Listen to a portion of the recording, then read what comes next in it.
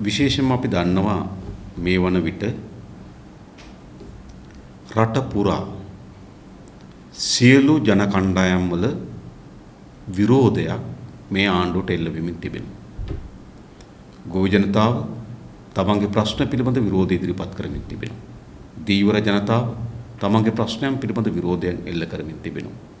විශ්වවිද්‍යාල දුවදරුවන් අධ්‍යාපන මිලිටරීකරණය කිරීම පිළිබඳවත් නිදහස් අධ්‍යාපන වෙනසීම් පිළිබඳවත් විරෝධයන් එල්ල කරමින් තිබෙනවා. ඒ වගේම ජීවත් වීමට නොහැකි වීම තත්ත්වයක් හේතු කොටගෙන පොදු ජනයා ආණ්ඩුවට විරුද්ධ විරෝධය එල්ල කරමින් තිබෙනවා. වාහන මිල ඉහළ යාමට විරුද්ධව, ඩීසල් පෙට්‍රල් මිල ඉහළ යාමට විරුද්ධව ජනතාවගේ විශාල විරෝධයක් එල්ල වෙමින් තිබෙනවා. මේ විරෝධයන් සියල්ලම එල්ල වෙන්නේ ආණ්ඩුව ජනතාවගේ මූලික උවමනාවන් ඉටු කිරීමට අසමත් වීම පිළිබඳ ප්‍රශ්නයක්. එහිදී අද ප්‍රධාන ලෙස විරෝධතාවයන්ගේ මධ්‍යස්ථාන බවට පත් වෙලා තිබෙන්නේ ගොවි ජනපද. ඔබ දකින්නේ නැති පහුගිය කාලේ පුරාවටම එප්පාවල ප්‍රදේශයේ, ඒ වගේම අනුරාධපුර ප්‍රදේශයේ, වැලිමඩ, ඒ වගේම ඇඹිලිපිටිය මේ ආදී දිස්ත්‍රික් ගණනාවක ගොවි ජනපද ගණනාවක මේ ආණ්ඩුවට විරුද්ධ විරෝධයක් එල්ල වෙමින් තිබෙනවා. ප්‍රධාන හේතුව වී තිබෙන්නේ කුමක්ද? තමන්ගේ කුසකර්මාන්තය කර ගැනීම සඳහා අවශ්‍ය වෙන යෙදවුම් නිසි කලට ලබා දීමට අසමත් වීමත්, යෙදවුම් ලබා දීම නතර කිරීමත් හේතු කොටගෙන. එම ගොවි ජනතාවගේ ජීවිතය පිළිබඳ ප්‍රශ්නය. වැලිමඩ ප්‍රදේශන ගොවින්ගේ ප්‍රධාන ආදාය මාර්ගය බවට පත් වී තිබෙන විශේෂයෙන්ම ගතොත් අර්ථාපල් වගාව. බිම් සකස් කරලා තිබෙනවා, බීජාල ගෙනල්ලා තිබෙනවා. නමුත් අර්ථාපල් ඉන්දවා ඊට අවශ්‍ය වෙන යෙදවුම් ලබා දෙන්න ආණ්ඩුව අසමත් වී තිබෙනවා. ඒ වගේම අපි එළවලු ගොවීන් බැලුවොත් ඔබ දකින්න ඇති දඹුල්ල ප්‍රදේශයේ විශාල බටු ප්‍රමාණයක් නේද විනාශ කරමින් තිබෙනවා. එයි අවශ්‍ය වෙන වල්නාශක සහ කෘමිනාශක ලබා දෙන්න අසමත් වීම හේතු කොටගෙන. ඒ නිසා ගොවි ජනතාවගේ තමන්ගේ ඇස් ඉදිරිපිට තමන්ගේ වගාවන් නාටු වෙමින් යනවා. අර්ථාපල් හිටෙව්වට ලොකු වලයක් එරින්නේ නේ. වී වැපුරුවට කරලා පූදින්නේ නේ. බටු හිටෙව්වට පණුව ගහපු බටු නෙලන්න සිද්ධ වෙලා තිබෙනවා. ගොවි ජනතාවගේ ජීවිතයත් එක්ක ගැට ගැහුණු ප්‍රධානම ආර්ථික ක්‍රියාමාර්ගයෙන් අද ගොවි ජනතාව ව්‍යසනයකට පත් වී තිබෙනවා. ආණ්ඩුව තීරණයක් ගනු ලැබුවා රසායනික යෙදවුම් නතර කරලා කාබනික යෙදවුම් වලට යන්න. ඒ පිළිබඳ අපි කාගවත් විරෝධයක් නැහැ. හැබැයි ආණ්ඩුවේ කාබනික යෙදවුම් නිසි කලට නිසි පරිදි ලබා දී යුතු තිබෙනවා. ඒ නිසා මොකද වෙලා තිබෙන්නේ? ඒවා නිසි පරිදි නිසි කලට ලබා දීමට නොහැකි වීම හේතු කොටගෙන ගොවි ජනතාවගේ තමන්ගේ ඇස් ඉදිරිපිට තමන්ගේ වගා බිම් කනාටු වෙමින් තිබෙනවා. පාළුවට ලක් වෙමින් තිබෙනවා. ඔවුන් දන්නවා ඔවුන්ට තිබෙන එක ආදාය මාර්ගයක. තමන්ගේ ගෙදර ලයිට් බිල ගෙවන්නේ, වතුර බිල ගෙවන්නේ, ආහාර පනසක් ගන්න, ලෙඩක් වුණොත් බෙහෙතක් ගන්න, දරුවන්ට උගන්වන්නේ. මේ සියල්ල කරගන්න ආර්ථික උපාය මාර්ගය ඒගොල්ලෝ මොකද්ද? කුසකර්මාන්තය. තමන්ගේ මුළු ජීවන උපායම තමන් ඉදිරිපිට ඇකිලෙමින් තිබෙනකොට, තමන්ගේ මුළු ජීවන උපාය මාර්ගයම තමන්ගේ ඇස් ඉදිරිපිට කඩා වැටෙමින් තිබෙනකොට මොකද ඒ ජනතාව කරන්නේ? මා දන්න විශාල ප්‍රශ්නයක් අද ගම්පහ ප්‍රදේශයේ අන්නාසි වගාකරුවන්ට ඇවිල්ලා තිබෙනවා. කෙසෙල් වගාකරුවන්ට ඇවිල්ලා තිබෙනවා. තේ වගාකරුවන්ට ඇවිල්ලා තිබෙනවා. එළවලු වගාකරුවන්ට ඇවිල්ලා තිබෙනවා. වී වගාකරුවන්ට ඇවිල්ලා තිබෙනවා. ඒ නිසා කුසි ශේස්ත්‍රයේම නියලන සියලු කුඩා සුළු මධ්‍ය පරිමාණ මේ සියලු කුෂ්කාර්මාන් ශේස්ත්‍රයේ දෙන සියලු දෙනාම අද විපතටපත් වෙලා තිබෙනවා, අසුරතාවයටපත් වෙලා තිබෙනවා. අන්නේ තමන්ගේ වගාවන් තමන් ඇස් ඉදිරිපිට විනාශ වීම පිළිබඳව කැකෑරෙන වේදනාව තමයි ගොවි ජනතාව පාරට බහලා කෑ ගහලා කියන්නේ. එහෙම කියන්නේ නැතුව ගෙදර ඇඳට වෙලා වකුටු වෙලා මේ වෙන විනාශය දිහා ඇස්කන් නැසුණා වගේ බුදියාගෙන ඉන්න මේ රටේ ගොවි ජනතාව ලෑස්ති නැහැ. තමගේ පාරම්පරික ගොවිතැන තමන්ගේ එකම ජීවන වෘත්තිය තමන් ඇස් ඉදිරිපිට විනාශ වෙමින් යනවා නම් ඒකට එරෙහිව හඬ නැගීම යුක්ති සහගත කරුණ. අන්නේ හඬ නැගීමේදී ඒ ප්‍රශ්නේ පැන නගින්නේ කොතනද? එප්පාවලද? අනුරාධපුරද? ඇඹිලිපිටියද? වැලිමඩද? ભેදකින් තොරව රටේ කොතනක ඒ ප්‍රශ්නේ පැන නගත් සමස්ත ලංකා ගෝජන සම්මේලනය අපේ පක්ෂයත් ඒකට නායකත්වය දෙනවා, ඒක මෙහෙවනවා. එයි ඒ පීඩාවට පත්වන ජනතාවගේ සාධාරණ පීඩාවට පත්වන ගොවි ජනතාවගේ සාධාරණ දුක් ගැනවිල්ලට අපි අහුම්කම් දෙන්න ඕන. ඒකට අපි විසඳුම් හොයලා දෙන්න ඕන. ඒ වෙනුවෙන් තමයි අපි දේශපාලනය කරන්නේ. ඒක අපේ අත්නවල හැකි වගකීමක්. අන්නේ වගකීම වෙනුවෙන් තමයි බදුල්ල දිස්ත්‍රික්කයේ අපේ පක්ෂ සංවිධායක සමන්ත විද්‍යාරත්න සහෝදරයා. ඔහු දකිනවා ඔහුගේ ප්‍රදේශේ ගොවි ජනතාවට අත්පත් වෙලා තියෙන විපත්‍ය පිළිබඳව.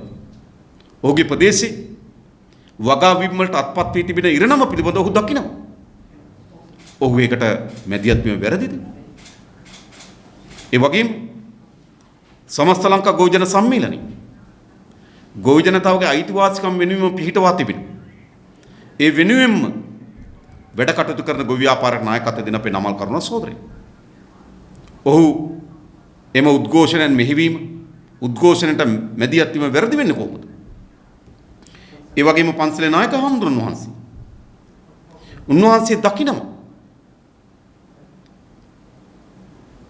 තමන්ගේ ගමේ ජීවත් වෙන ගොවි ජනතාවට අත්පත් වී තිබෙන ඉරණම පිළිබඳව ඛේද වාචක පිළිබඳව. ඉතින් උන්වහන්සේ පෙරට එනවා. දැන් ආණ්ඩුව මොකද කරන්නේ? ඒගොල්ලෝ අත්අඩංගුවට අරගෙන නේද මේ මර්ධනය කිරීම සඳහා උත්සාහයක් දරනවා. අපි ගෝඨාභය රාජපක්ෂ ජනාධිපතිතුමාටත් මේ ආණ්ඩුවටත් අපි කියන්නේ ජනතාවගේ සාධාරණ දුක් ගැනවිලි වෙනුවෙන් ජනතාවගේ පීඩාවට එරෙහිව එම ජනතාව කරන සටන් එම ජනතාව කරන විරෝධතා ගෝඨාභය රාජපක්ෂ ජනාධිපතිවරයා කල්පනා කරනවා නම් තමන්ට සුපුරුදු තමන්ගේ මනස වැඩ කරන මර්ධනීය ක්‍රියාමාර්ග වලින් අකුලන්න පුළුවන් කියලා කල්පනා කරනවා නම් ඒක ජනාධිපතිතුමා ගෝඨාභය ඔබ දකින දවල් හීනයක් විතරයි. ඔබට මෙම අරගලයන් නතර කර හැකි වන්නේ දීවර ජනතාවට ඉන්ධන මිල ඉහළ යාම හේතු කොටගෙන ඇති වී තිබෙන පීඩාවට විසඳුම් ලැබීමෙන් පමණයි. ඔබට මේ ජනතාවගේ බුරබුරා නැගෙමින් තිබෙන විරෝධතාවයන් නතර කළ හැකි වන්නේ එම ජනතාව මුහුණ දී තිබෙන පීඩාවන්ට විසඳුම් ලබා දීමෙන් පමණයි. ගොවි ජනතාව කුවිබිම් සිසාරා මේ පැන නැගෙමින් තිබෙන විරෝධතාවයන් නතර කළ හැකි වන්නේ එම ගොවි ජනතාවගේ ප්‍රශ්න වලට විසඳුම් ලබා දීමෙන් පමණයි. එසේ නැතුව ගෝඨාභය රාජපක්ෂ මහත්මයා කල්පනා කරනවා නම් මර්ධනීය ක්‍රියාමාර්ග හරහා අත්අඩංගුවට ගැනීම, සිරගත කිරීම මෙවැනි ක්‍රියාදාමයන් හරහා මේ සාධාරණ ජනතාවගේ විරෝධතාවයන් මර්ධනය කරන්න පුළුවන් කියලා කල්පනා කරනවා නම් ගෝඨාභය තාමත් දවල් හීන දකින්න කියලා තමයි අපිට කියන්න තියෙන්නේ. ඒ නිසා ආණ්ඩුව මේ දියත් කරමින් තිබෙන මර්ධන ක්‍රියාමාර්ග නතර කළ යුතුයි. දැන් සමන්ත විද්‍යාරත් සහෝදරයටත් නාමල් කරුණාරත් සහෝදරයටත් ඒ වගේම තවත් වැලිමඩ ප්‍රදේශයේ ගොවි නායකයන් ගණනාවකටත් ඒ වගේම එම ප්‍රදේශයේ ගල්ලේ දණ්ඩ පන්සලේ නායක හාමුදුරන් වහන්සේටත් පොලිසියට පැමිණ කට උත්තර ලබා දීම සඳහා දැනටමත් නියෝග ලබා දී තිබෙනවා. දැනුම් දීම් කර තිබෙනවා 7 වෙනිදා උදේ 9ට. මේ කරන්නේ කුමක්ද? මේ කරන්න හදන්නේ බිය වැද්දීම. මේ කරන්න හදන්නේ විරෝධතාවය මර්ධනය කිරීම. ඒ නිසා අපි ආණ්ඩුවට කියන්නේ විරෝධතාවයන් මර්ධනය කිරීමෙන් ඒට මැදිහත් වෙන අය බියගෙන්වීමෙන් ඔබ මෙම ජනතාවගේ විරෝධයන් මැඩ පවත්වන උත්සාහ කරනවා නම් ඒ අසාර්ථකම ප්‍රයත්නයක්. එනිසා අපි බල කරලා කියන්නේ මේ අත්අඩංගුවට ගැනීම සඳහා දරන ප්‍රයත්න වහම නතර කළ යුතුයි. මෙම මර්ධනීය ක්‍රියාමාර්ග වහම නතර කළ යුතුයි. අපි ආණ්ඩුවට බල කරලා කියන්නේ මේ මර්ධනීය ක්‍රියාමාර්ග මේ අත්අඩංගුවට ගැනීම සඳහා දරන ප්‍රයත්නය වහම නතර කළ යුතුයි. නතර කොට එම ජනතාවගේ සාධාරණ ඉල්ලීම් වලට විසඳුම් ලබා දිය යුතුයි. ඒ නිසා ආණ්ඩුවට අපි බල කරලා කියනවා මේ ජනතාවගේ සාමකාමී ලෙස උද්ඝෝෂණ පැවැත්වීම සඳහා තිබෙන අයිතිය, ජනතාවගේ සාධාරණ ලෙස තමන්ගේ දුක් ගැනවිලි ඉදිරිපත් කරන්න තිබෙන අයිතිය දේශපාලන ව්‍යාපාරයන්ට ඒ වගේම ගොවි නායකයින්ට එම අරගලවට සටන් වලට මැදිහත් වෙන්න තිබෙන අයිතිය, නායකත්වය දෙන්න තියෙන අයිතිය මර්ධනීය ක්‍රියාමාර්ග හරහා බිය ගන්නවලා අකුලන්න උත්සාහ කරනවා නම් ඒ අසාර්ථක ප්‍රයත්නයක්. ඒට කවුරු බය වුණා? ඒ මර්ධනීය ක්‍රියාමාර්ග ඇතුලේ කවුරු කෙඳිරිලි ගෑවත්, කවුරු ආපස්සට හරුණා, අපි මේ ජනතාවගේ සාධාරණ අයිතීන් වෙනුවෙන් කරන සෑම විරෝධතාවයකටම අපි නායකත්වය දෙනවා පමණක් නෙවෙයි, ඔවුන්ගේ ජයග්‍රහණය වෙනුවෙන් අපි කටයුතු කරමු. ඒ වගේම අපි මේ රටේ පොදු ජනතාවගෙන් ඉල්ලා හිටින්නේ සමන්ත සහෝදරය, නාමල් කරුණාරත්න සහෝදරය, ඒ වගේම පන්සලේ නායක හාමුදුරන් වහන්සේ, විදුහල්පතිවරු මේ සියලු දෙනා මැදිහත් වෙන්නේ කුමක් වෙනුවෙන්ද? මේ සියලු දෙනා මැදිහත් වෙන්නේ තමන්ගේ පෞද්ගලික වමනාවක් වෙනුවෙන් නෙවෙයි. මේ සෑම දෙනාම මැදිහත් වෙන්නේ පොදු ජනතාවගේ සාධාරණ වමනාවක් වෙනුවෙන්. හැබැයි පොදු ජනතාවගේ සාධාරණ වමනාවන් වෙනුවෙන් කරන ලබන මෙවැනි මැදිහත් වීම අත්අඩංගුවට ගැනීම මර්ධනීය ක්‍රියාමාර්ග හරහා නම් මැඩ පවත්වන්න හදන්නේ කොතනද කෙලවර වෙන්නේ? කොතනද කෙලවර වෙන්නේ? අපිට මතකයි 2005-15 ඒ දශකයේ විරෝධතාකරුවන්ට නේද වෙඩි තබා ඝාතනය කරා. රතුපස්වලදී අපි ඒක දැක්කා. වැලිසරදී අපි ඒක දැක්කා. හලාවත දීවර උද්ඝෝෂණයේදී අපි දැක්කා. නේද? ජනතාවගේ සාධාරණ උද්ඝෝෂණ වලට ගෝඨාභය රාජපක්ෂ ආරක්ෂක ලේකම්වරයා හැටියට කටයුතු කරන කාලේ තමන්ගේ බැටාලියන් යොදවා සාමකාමී උද්ඝෝෂණ කරුවන් ඝාතනය කරා. ඒ වගේම ආණ්ඩුවට විරුද්ධව ආණ්ඩුවේ කරුණු එල්දරව් කරපු මාධ්‍ය ආයතන ගිනි තිබ්බා. මාධ්‍ය ආයතන වලට බෝම්බ ගැහුවා. සිරසට බෝම්බ ගැහුවා. සියතට බෝම්බ ගැහුවා. ඉරුදින කාර්යාලයට බෝම්බ ගැහුවා. මාධ්‍යවේදීන් පැහැරගෙන ගියා. අතපය කැඩුවා. සමහර මාධ්‍යවේදීන් ඝාතනය කරා. එවැනි කළු ඉතිහාසයක් මේ පාලකයන්ට තිබෙනවා. ඒ නිසා යලි මේ අතවනමින් තිබෙන්නේ, මේ කැසපොට කවමින් තිබෙන්නේ ඒ කළු ඉතිහාසයට පනපවන්න නම් අපි ගෝඨාභය රාජපක්ෂ ජනාධිපතිවරයාට කියනවා ඔබ ඒක වහම අකුලගත යුතුයි. ඒ වගේ මේ රටේ පුරවැසියන් අපි ඉල්ලා හිටිනවා. සාමකාමී ප්‍රජාතන්ත්‍රවාදී උද්ඝෝෂණයන් කිරීමේ අයිතිය මැඩ පැවැත්වීම සඳහා ආණ්ඩුව ගන්න ලබන මේ මර්ධනීය ක්‍රියාමාර්ග වලට එරෙහිව මාධ්‍යවේදීන් ඔබ ලියන්න, මාධ්‍යවේදීන් ඔබ කියන්න, පුරවැසියන් ඔබේ හඬ අවදි කරන්න. එහෙම නැතුව මේ කැසකවමින් තිබෙන්නේ, මේ සූදානම් වෙමින් තිබෙන්නේ බිය ගන්නව, තර්ජනය කොට, යටපත් කොට මේ පාලනයන් ඉදිරියට ගෙන යන්නම් ඒකට විරුද්ධව මේ රටේ පොදු ජනතාව ඉස්සරහට ආයිත්. ඒ සඳහා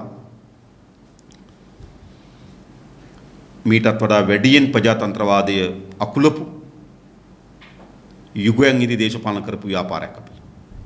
ඒ නිසා මම නැවත බල කරලා කියන්නේ මේ මර්ධනීය ක්‍රියාමාර්ග කරුණාකරලා නතර කරන්න. සමන් සහෝදරයා, නාමල් කරුණාරත්න සහෝදරයා, පන්සලේ හාමුදුරන් වහන්සේලා ඇතුළු කණ්ඩායම අත්අඩංගුවට ගැනීම සඳහා දරන මේ ප්‍රයත්නය වහාම නතර කළ යුතුයි කියලා අපි ආණ්ඩුවට බල කරලා කියනවා. දැන් මේ ආර්ථිකය කඩාවැටීම සම්බන්ධයෙන් ඔබතුමන්ලගේ පක්ෂය දිගට කරුණු පැහැදිලි කරනවා.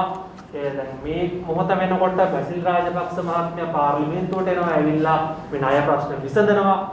එහෙම කතාවකුත් තියෙන අතර වාරේ දැන් අජිත් නිවාඩ් කබ්‍රාල් අමාත්‍යවරයා සඳහන් කරනවා විචක්ෂණශීලීව out of the box හිතලා රට කොට දානවා කියලා. එතුමා කියන්නේ ණය නොවන ආකාරයට විනිමය උපයනවා කියලා. මොකද්ද මේ කරන්න හදන්නේ? මේ රටේ සම්පත් විකුණන්නද මේ හදන්නේ? ඉතින් කබ්‍රාල් මහත්මයාගේ බැසිල් මහත්මයාගේ මහින්ද රාජපක්ෂ මහත්මයාගේ විචක්ෂණශීලී රාමුවෙන් පිට ආර්ථික සැලසුම් විදිහින් තමයි මේ අර්බුදය අපේ රටේ නිර්මාණය කරලා තිබෙන්නේ. ඒකනේ වෙලා තියෙන්නේ. විශේෂයෙන්ම ඔබ දන්නවා අද අපේ රටේ විශාල ණය ගෙවා ගන්න බැරි අර්බුදයකට මුහුණ දී තිබෙනවා. පොදු ජනතාවගේ අත්‍යවශ්‍ය විශාල භාණ්ඩ ප්‍රමාණයක් ආනයන නතර කරමින් තිබෙනවා. විශාල ලෙස මුදල් අච්චු ගහමින් ට්‍රිලියනයකට ආසන්න ප්‍රමාණයක් මුදල් අච්චු ගහමින් භාණ්ඩ සේවාවන්ගේ මිල ඉහළ යමින් තිබෙනවා. සියලු ජනතාවගේ මූලික වමනාවන් මිලදී ගත නොහැකි පන්නේ ඉහළ යාමට ලක් වී තිබෙනවා. රටේ දේපල විකිණීම සඳහා පිඹුරුස්පත් සකස් කරමින් තිබෙනවා. විශේෂයෙන්ම ගෆූර් බිල්ඩින් එක, යෝග් ගොඩනැගිල්ල, විදේශ කටයුතු අමාත්‍යාංශ පිහිටි ගොඩනැගිල්ල, ඒ වගේම මහතපල් කාර්යාලය පිහිටි ගොඩනැගිල්ල, ලංකා බැංකුව ගොඩනැගිල්ල ආදී රටේ වටිනාම වාණිජ සහ පෞරාණික වටිනාකම් සහිත දේපල විකුණන්න සැලසුම් කරමින් තිබෙනවා. චීනයට අවශ්‍ය පරිදි රට පාලනය කිරීම සඳහා අවශ්‍ය වෙන පරිදි පෝට් සිටි නීති සම්මත කරලා දීලා තිබෙනවා. ඒ වගේම මහා පරිමාණ වංචා දූෂණ ඉහවා ගොස් තිබෙනවා. ඉතින් කබ්‍රාල්ගේ නේද විචක්ෂණශීලී රාමුවෙන් පිට ආර්ථිකයේ ප්‍රතිඵල අද ජනතාව භුක්ති විඳින්න තිබෙනවා. ඒ නිසා මේ ආණ්ඩු බලයට ආපු දවසේ සිට විවිධ ප්‍රකාශ විවිධ අදහස් ආර්ථිකය ගැන ආර්ථික සැලසුම් ගැන ඉදිරිපත් කරමින් තිබුණත් අද පොදු ජනතාවටත් පොදුවේ ආර්ථිකයටත් ඇති වී තිබෙන්නේ ඉතාමත් අහිතකර පන්නේ ගැටලු. ඒ නිසා අපි කිසිසේත්ම නේද කබ්‍රාල්ගේ වැකිවලින් නේද මේ පොදු ජනතාව උද්දාමයටපත් නොවිය යුතුයි. මොකද ඒ වැකි ඕන තරම් දැන් අවුරුදු 1කමාරක් තිස්සේ අපි අහලා තියෙනවා. මේ මෙතුමන්ලා සඳහන් කරන ආකාරයට මේ විදේශීය විනිමය ගලාගෙන එන ක්‍රමයක් ඇති වෙයිද? මේ මෙතුමා සඳහන් කරන්නේ මේ වෙනස් විදියට හිතලා out of the box හිතලා මේ වැඩේ කරාම ඇත්තටම ගලාගෙන නේද ඔය විදේශ විනිමය? එකක් තමයි පළමුවෙන් අපි බැලුවොත් 2020 ගිය අවුරුද්දේ ජනවාරි මාසයේ අපේ රටේ විදේශ සංචිත තිබුණ ආසන්න වශයෙන් ඩොලර් බිලියන 7.3ක් වගේ. දැන් මේ 30 වෙනිදා වෙනකොට අපේ රටේ විදේශ සංචිත බිලියන 4 දක්වා 4.032 දක්වා අඩු වෙලා තිබෙනවා. ඒ කියන්නේ කබ්‍රාල්ගේ විචක්ෂණශීලීත්වයේ ප්‍රතිඵල තමයි හරි අඩකට ආසන්න ප්‍රමාණකින් ඩොලර් සංචිත හිඳිලා තියෙනවා. ඒ වගේම අද ලංකා බැංකුව ඇතුළු රාජ්‍ය බැංකුව ඇතුළු වාණිජ බැංකු ගණනාවක භාණ්ඩ ආනයනය කිරීම සඳහා LC බාර දීලා තිබෙනවා. හැබැයි විවෘත කරන්නේ නැහැ බැංකුව. LC තොග ගණන් අද බැංකුවල ඉර වෙලා තිබෙනවා. ඒ කබ්‍රාල්ගේ විචක්ෂණශීලීතාවයේ ප්‍රතිඵල. ඒ වගේම අපිටත් වඩා අඩුවෙන් ඒක පුද්ගල ආදායමක් තිබෙනවා.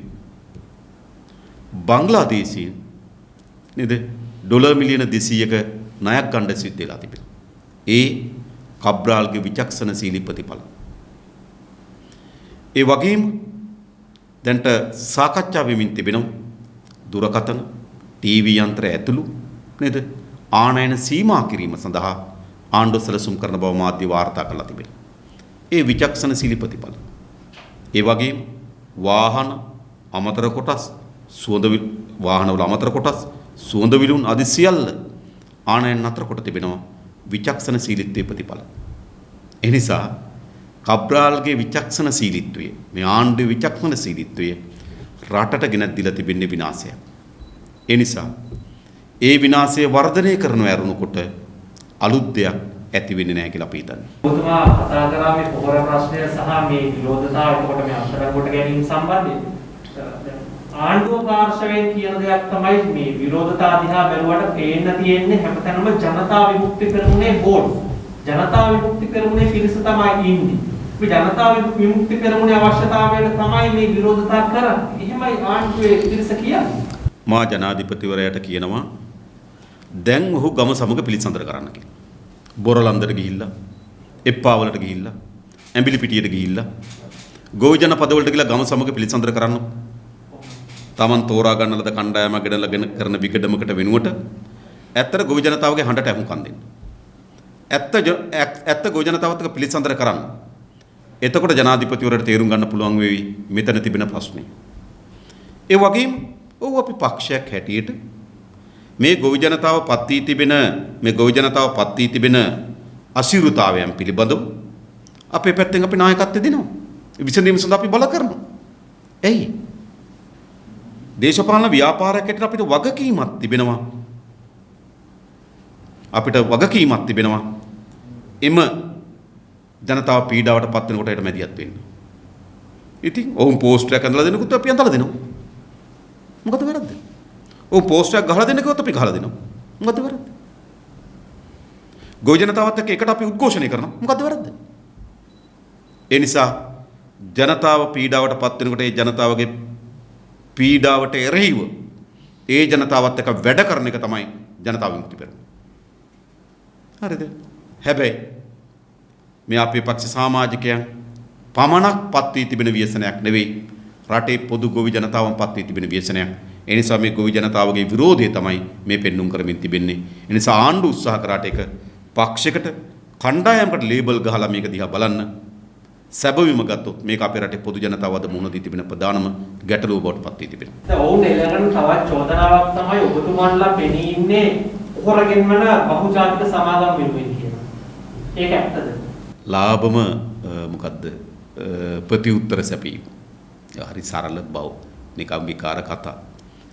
ඔබ ඒකේ එහෙමනම් පසුගිය ජනාධිපතිවරණයේදී මේ පොහොර නිකන් දෙනවා කියලා ගෝඨාභය රාජපක්ෂ. එහෙනම් කොම්පැනි වලින් ලොකුම කප්ප මරන් තියෙන ගෝඨාභය රාජපක්ෂ. ඒ කියන විදිහට. මොකද ඔහුනේ කිව්වේ පොහොර නිකන් දෙනවා කියලා. ඒ වෙලාවෙදිත් අපි කිව්වේ පොහොර නේද සානාධාරය වැඩි කරන්නේ නැහැ කියලා. ඒක තමයි ප්‍රතිපත්ති. ඒ වගේම අපි දීර්ඝ කාලයක් තිස්සේ මේ ආණ්ඩු මේ බීජ සම්පත විනාශ කරනකොට මේ රසායනික යෙදුම් වලින් අපේ පස පොළොව විනාශ කරනකොට අපේ රටේ අලුත් කුෂ්කර්මාන්තයක් පිළිබඳ හැමදාමත් අදහස් දක්වපු අදහස් ඉදිරිපත් කරපු කණ්ඩායම අපි. ඒ වගේම අපේ ප්‍රතිපත්ති ප්‍රකාශනي අපි නිශ්චිත ලෙස ඉදිරිපත් කරලා තිබෙනවා. අපි පෙනී හිටිනවා කුමක් වෙනුවෙන්ද? අපි පෙනී හිටිනවා ක්‍රමානුකූලව අපේ රටේ කාබනික යෙදුම් ප්‍රතිශතය වැඩි කරමින් ක්‍රමානුකූලව රසායනික අඩු කිරීම සඳහා ප්‍රතිපත්ති ප්‍රකාශනයක් අපිට තිබෙනවා. ඒ තමයි අපි පහුගිය ජනාධිපතිවරණයේදී අපි මේ ආණ්ඩු ගොඩනැගීමේදී ඉදිරිපත් කළද කතාව. ඒක වෙලා තියෙනවා. ඒක තමයි ඉදිරිපත් වෙලා තියෙන කතාව. හැබැයි හරිද? හැමදාමත් මේ කොම්පැනි කාරයන්ගේ උවමනාවට ප්‍රතිපත්තිය දී ඒගොල්ලෝ. හැමදාමත් මේ කොම්පැනි කාරයන්ගේ අතේ නැටවෙන දේශපාලන ව්‍යාපාරය ඒගොල්ලෝ. ඒ නිසා ඒගොල්ලෝ අපිට ඒ චෝදනා කිරීම තරම් බංකොලොත් දේශපාලනයක් තියෙනවා කියලා අපි හිතන්නේ නැහැ. දැන් ඊයේ දිනේදී නිරෝධායන මේ අලුත් මාර්ගෝපදේශ නිකුත් වුණා. රටේ පළාත් අතර සංචරණ සීමා පනවලා තියෙනවා. පන්සල්, පල්ලි, කෝවිල් වල ආගම අදහන්න ඒවට ඉඩකඩ නැහැ. ඒවා සීමා කරලා තියෙනවා. හැබැයි වන් තත්වයක් තුල දැන් ඩෙල්ටා ප්‍රභේදයක් ව්‍යාප්ත වෙනවා කියලා කියනවා. එවන් තත්වයක් තුල බාර් විවෘත වෙනවා. ඉස්පා එවන්තම් සම්භාවන මධ්‍යස්ථාන විවෘත කරනවා. එතකොට ඔබතුමාලා ප්‍රශ්න කරේ නැත්නම් මේ කොහොමද මීටරේ දුර තියාගෙන නිරෝධායන නීති රීති අනුගමනය කරමින් සම්භාවන මධ්‍යස්ථාන පවත්වාගෙන යන්නේ කියලා ඔබතුමාලා ප්‍රශ්න කරා. ඇතර මේක මේ ආණ්ඩුව ගොඩනැගුණේ සිංහල බෞද්ධ ආරක්ෂාව වෙනුවෙන් පෙනී සිටින පාලනයක් ලෙස. හැබැයි මේ පාලනය අද දිනපතා එළිදරව් කරමින් තිබෙනවා. ඔවුන් මොනතරම් වංචනික ලෙස සිංහල බෞද්ධ ජනතාවගේ අධ්‍යාත්මය හොරා කෑවද කියලා. ඒ නිසා තමයි මේ ආණ්ඩුවට පන්සල දෙවෙනි තැනට දාලා සම්භාවන මධ්‍යස්ථාන පළවෙනි තැනට එන්නේ. ඒ නිසා මේගොල්ලෝ ව්‍යාජත්වයෙන් ජාතිය ආගම පටලවාගත්තු පාලකයන්. විශේෂයෙන්ම අපිට ගත්තොත් තිබෙන්නේ මේ කොවිඩ් මර්ධනය සඳහා ආණ්ඩුව ආරම්භයේ සිට විශේෂයෙන් මේ තුන්වෙනි රැල්ල ආරම්භයේ සිටම ගනු ලැබුණු ක්‍රියාමාර්ග එක පැත්තකින් දුර්වලයි, අනිත් පැත්තෙන් පරස්පරයි, අනිත් පැත්තෙන් අත්තරලා තියෙනවා ගනු ලැබු තීන්දුව.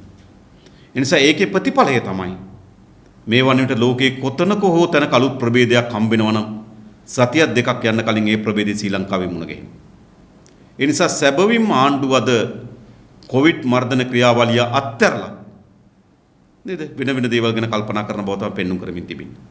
ඒ නිසා ඔබ අපෙන් ප්‍රශ්න කරාද කියලා අහනවා. උදේ පාර්ලිමේන්තුව හෙට තමයි රැස් වෙන්නේ. ඉතින් අපි නිරන්තරයෙන් මේක ප්‍රශ්න කරලා තිබෙනවා. ඒ නිසා අපි හිතනවා ආණ්ඩුව මේ කොවිඩ් මර්ධනය සඳහා දක්වන මේ දායකත්වය මේ මැදිහත් වීමත් අතිශය දුර්වල විනාශකාරී ගමනකට ප්‍රවේශයක් නිර්මාණය කරලා තිබෙනවා කියලා. මේ සම්බන්ධව ඔබතුමාට කලින් අදහස් දෙකවල දාන්න මට මතක නැහැ. මේ දැන් අර්ජුන් එලෝසියස් මහේන්ද්‍ර මේ පිරිස දැන් එක්කෙනා නමක් තමයි මෙන්ඩිස්. ඔය අරක්කුත් එක්ක දැන් ඔය ඔබතුමා සඳහන් කර ආකාරයට මත්පැන් සම්බන්ධයෙන් කතා කරනකොට දැන් මේ පිරිස විශාල වශයෙන් විවේචනය කරපු මේ ආණ්ඩුව මෙන්ඩිස් ආගමට නැවත වතාවක් නිෂ්පාදනය කරගෙන යන අවස්ථාව ලබන්නේ. මේ මොකද්ද මේ වෙලා තියෙන්නේ? ඔව් අර්ජුන එලෝසියස් නේද? සිරගත කරන බවත් නේද? මොකද KP ගෙනාව වගේ සිංගප්පූරුවට ගිහිල්ලා අර්ජුන මහේන්ද්‍රන් අරන් එන බවත් විශාල පුරාජේරුගේ. හැබැයි ඒ වෙලාවේදී ආණ්ඩුව එක්සත් ජාතික පක්ෂය අජිත් පී පෙරේරා ඇතුළු කණ්ඩායම ඔවුන් මොකද කරේ? කෝප් වාර්තාවට පුට් නෝට් දමමින් නේද? අර්ජුන එලෝසියස්ලා මහේන්ද්‍රන්ලා ආරක්ෂා කරන්න පෙනී හිටියා රනිල් වික්‍රමසිංහලා. ඒතකොට එදා මේ බෙදුම් කර වංචාව හේතු කොටගෙන අර්ජුන එලෝසියස්ලාගේ අර්ජුන මහේන්ද්‍රන්ලාගේ සතුර බවට පත්වලා හිටියේ රාජපක්ෂලාගේ කණ්ඩායම.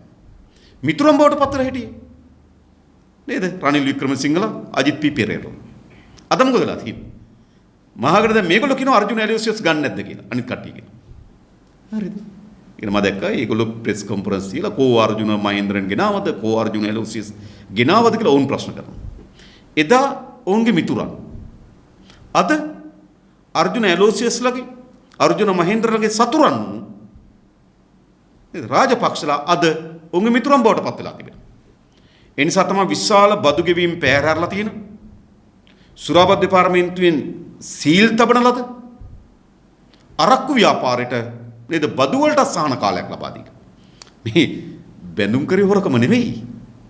හරිද? තමන්ගේ ඉස්කාගාර පවත්වාගෙන යාම හරහා රජයට ලබා දිය යුතු නියමිත පරිදි බදු දැක වාර්තා කළ තියෙන කෝටි 150ක් වගේ.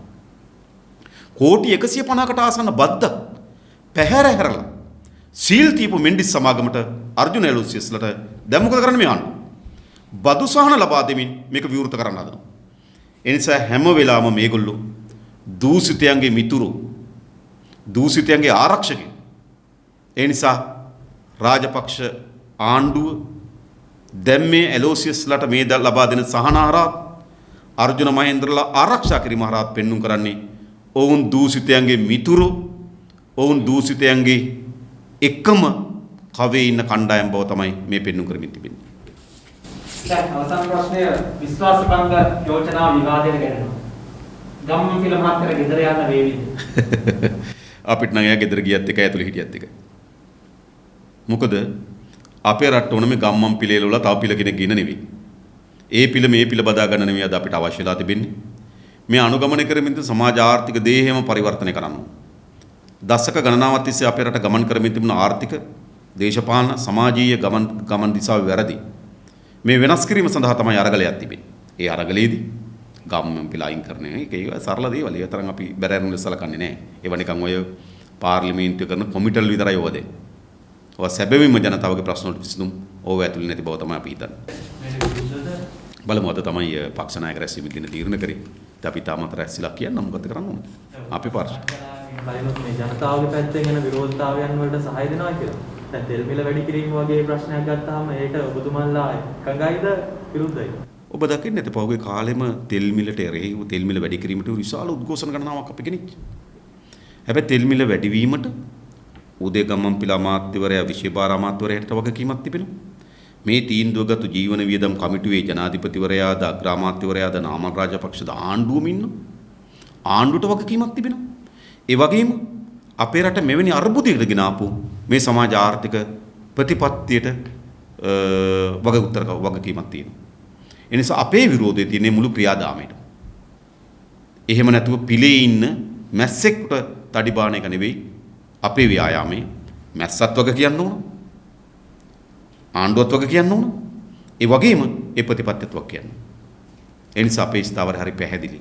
ඒවා කිසි විටක තනි පුද්ගලයන්ට ලඝු කරන කේන්ද්‍ර කරන විරෝධතාවයක් නෙවෙයි අපේ තිබෙන්නේ. ඉවරයාට විරුද්ධතාවය මුලින්ම ගෙනාවේ ශ්‍රී ලංකා පොජ්ජන පෙරමුණේ බැසිල් පාර්ශවය. දැන් මෙතනට ඒ කියන්නේ එහෙම පාර්ශවෙන් අපි දැක්කා ඉල්ලාස් වෙන්න කියලා ලිපි පවා නිකුත් කරලා තිබුණා. දැන් ඔබතුමන්ලා එතකොට මේකට සහාය දුන්නොත් ඔවුන්ට සහායක්ද? ඒ කියන්නේ ඔබ කියන්නේ දැන් ආණ්ඩුව තුල පිල් දෙකක් තියෙනවා කියලා. එකක් බැසිල් පිල. මම දන්නේ ඒක ඔබ කියන කාරණේ. ඒකට බැසිල් පිල කියලා කණ්ඩායමක් ඉන්නවා පාර්ලිමේන්තුවේ. හරි. හොඳයි ඒක දැනගත්තු එක. ඒ බැසිල් පිල කියන කණ්ඩායමෙන් මේ ගම්මන් පිලට විරුද්ධව මොකද්ද ඉල්ලාස් වෙන කියලා ලිපියක් නිකුත් කරානේ. ඒතකොට වෙලා තියෙන තමයි නම් අභ්‍යන්තර දෙදරීමක් තියෙනවා. ඔකනේ කියන්නේ නේද? අභ්‍යන්තර දෙදරීමක් තියෙනවා. ඒතර අපේ ප්‍රවේශය වෙන්න ඕන මොකක්ද? මේ ආණ්ඩුව ජනතා විරෝධී ආණ්ඩුවක්. ඒ නිසා ඒ දුර්වල වීම රටේ ජනතාවට හිත කරයි. 3/2 ලැබීම රටේ ජනතාවට අහිත කරමු.